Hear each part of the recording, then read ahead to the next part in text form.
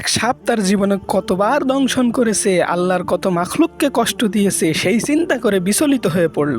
এখন তওবা করে ভালো হয়ে যাবে এই চিন্তা করে এক পীরের কাছে গিয়ে মুরিদ হলো এবং তওবা করলো যে আর কখনো কাউকে কামড়াবে না। একথা সমস্ত বন জঙ্গলে ছড়িয়ে পড়লো যে সাপটা তওবা করেছে, পীরের দরবারে মুরিদ হয়েছে, আর কাউকে কামড়াবে না বলে তওবা করেছে। আমরা সবাই নিরাপদ। ব্যাঙ এসে তার পিঠে বসে থাকে, ইঁদুর এসে তার লেজ কামড়িয়ে টানাটানি করে, ইঁদুর এসে তার লেজ কামড়িয়ে টানাটানি করে, সে সবর করে। ঝাঁকে ঝাঁকে মাছি এসে তার মাংসের কণা ছিঁড়ে নিয়ে উড়ে যায়, সে সবর করে। পিঁপড়ার দল মনের অজান্তে তার দেহ ফুটো করে রক্ত শুষে নেয়, সে সবর করে। একদিন পীর সাহেব সেই রাস্তা দিয়ে যাচ্ছিলেন, দেখলেন সাপটির দেহ ক্ষতবিক্ষত হয়ে